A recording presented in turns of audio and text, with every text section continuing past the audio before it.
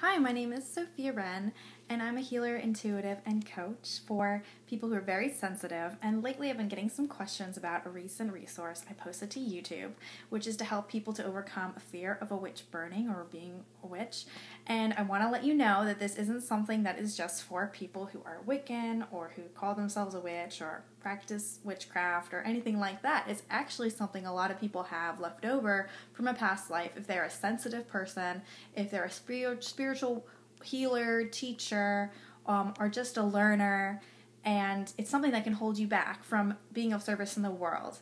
And it's something that I always, I knew that lots of people have this fear, but I recently have been reading Doreen Virtue's Assertiveness for Earth Angels, and she had some really great thoughts about it, where she specifically says a lot of people have these fears who are people that she calls earth angels. And an earth angel is highly sensitive, has an innocence in their outlook on love and life, which others may call naive, believes in God's loving power but aren't necessarily religious, are gentle and caring, see the best in others, including their hidden potential, are trusting and optimistic, have been taken advantage of by those who use the earth angel's niceness for their own gain, have had painful relationships, but still believe in true love and friendship, cherish the magical parts of spirituality, such as manifestation, unicorns, fairies, mermaids, and the like. Woo! Feel called on a mission with a sense of duty and stewardship towards others, including strangers, want everyone to be happy, are unhappy when others are upset, and believe in fairness. So if that applies to you, then pay attention, because this is where I'm going to talk about how my resources on overcoming your fears of being a witch can help you, even if that's not something on the top of your head, okay? So she, on page 115, has a section that says, enjoy life instead of people-pleasing, which a lot of us have trouble with. And so this is saying that why it's so important to have balance in relationships. And I completely agree with her, which is why I'm developing a course on having better balance in relationships through energetic boundaries. So you'll be hearing more about that. But right now I want to just say that she explains that if there's an imbalance, then one person rules and the other hides his or her feelings. The ruling person is very clear about the source of upsets and usually points the finger at the other partner. Very often, earth angels assume the role of the scapegoat, a person on whom everything is blamed. It's the scapegoat's fault if there isn't enough money in the family budget, the kids are being too noisy, or the jar of peanut butter is empty. Earth angels also accept the blame and say, I'm sorry, continually, even for things that aren't their fault.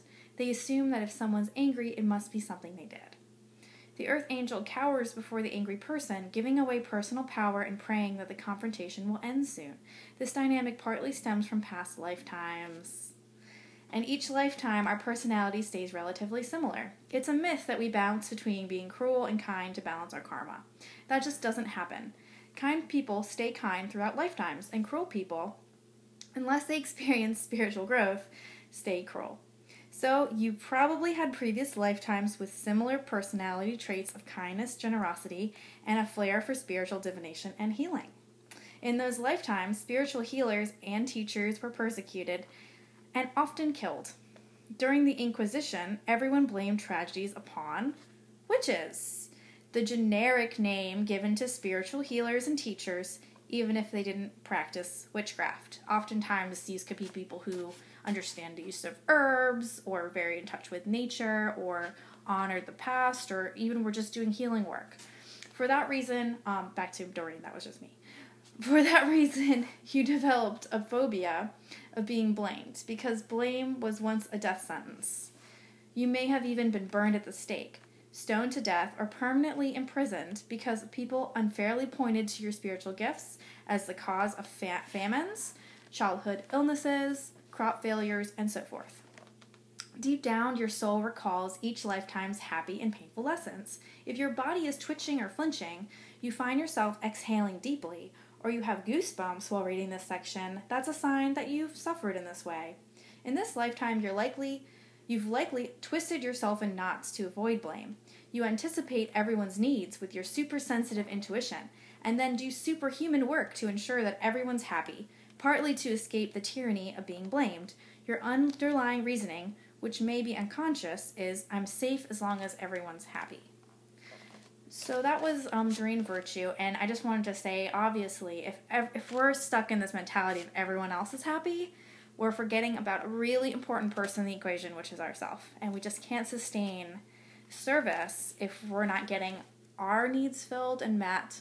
And oftentimes, when we're stuck in this paradigm that she's talking about, we often lose touch with what we even want. And it's extremely hard to get back to that because we get very afraid and uncertain, and this weird confusion sometimes happens to like scramble our brains when we think that we're getting close.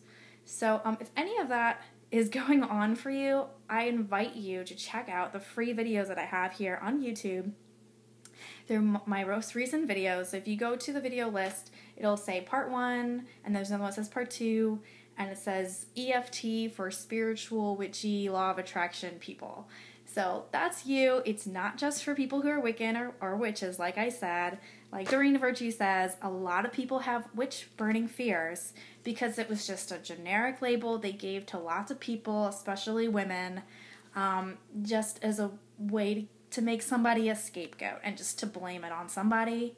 And they figured if we just get rid of this person, all our problems will be solved. And unfortunately, some of us still have some of those fears. Or maybe it's something we picked up from movies and television, that trusting our intuition or our power to create our reality is going to lead to being stoned or being publicly humiliated or attacked or any of those other things. Well, I think that we're living in a different world now, and it's time to let those things go. So if you watch my videos on the EFT tapping, it's a modality to really calm your nervous system down and to help you to lose those fears. So I really invite you to check it out. And there's always more where that came from at www.sophiawren.com. That's SOFIAWREN. And there's a free video course there if you like my EFT videos. So you have a great day, and remember, you're not a scapegoat. You're an awesome human being, and I can't wait to see what you create.